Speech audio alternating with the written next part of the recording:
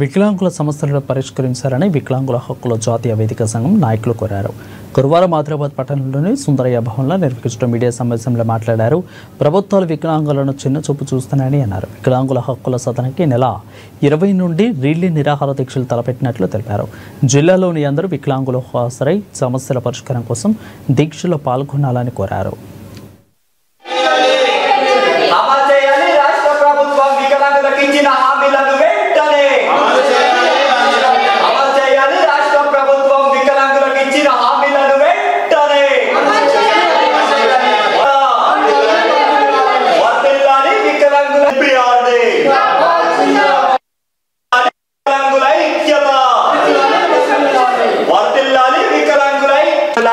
హక్కుల జాతీయ వేదిక NPRD ఈరోజు ఆదిలాబాద్ జిల్లా కేంద్రం నుంచి ప్రెస్ మీట్ పెట్టడం అయినది.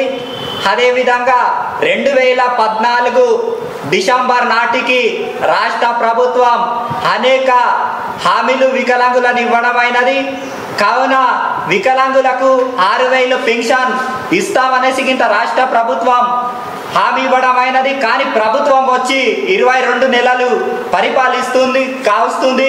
కానీ ఇది వరకు మాత్రం 6000 పెన్షన్ ఏ అసెంబ్లీ చర్చలలో కానీ వికలాంగుల కోసం చర్చలు చేయాలి. అదేవిధంగా వికలాంగులకు 35 కిలోల అంత్యోదయ కార్డు ఇవ్వాలి. అదేవిధంగా వికలాంగులను ఇంద్రమ్మ పథకం ఇల్లులు, బ్లాక్ కార్డ్ పోస్టులు, అనేక వికలాంగుల సంక్షేమ పథకాలు 2016 ప్రకారంగా ఇవ్వాలనేసి అనుకున్నాము.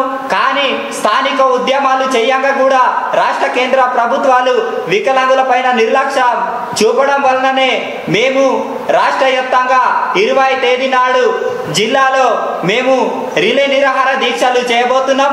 కావున ఆదిలాబాద్ జిల్లాలో ఉన్నట్టు అటువంటి వికలాంగులందరూ 20 తేదీ నాడు మేము నిర్వహించే రిలే నిరాహార దీక్షను వేలాదిగా తరలి వచ్చి మా వికలాంగుల అన్న తమ్ముళ్ళ అక్క చెల్లెలు మన సమస్యలు పరిష్కారం కావాలనేసి ఈ రిలే నిరాహార దీక్షలను జయప్రదనం చేయాలని NPRD పక్షాన పిలుపు